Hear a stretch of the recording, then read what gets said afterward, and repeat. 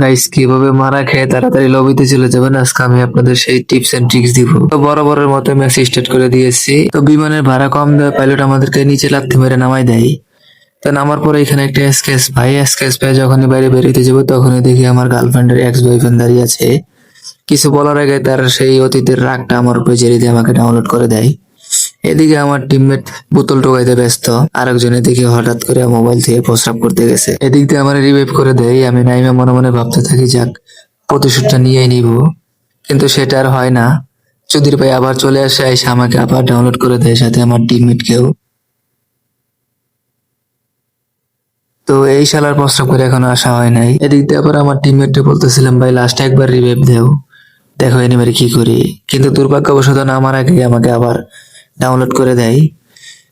তো এনিমে যে এখানে উৎপেতে ছিল আমি সেটা খেয়াল করিনি।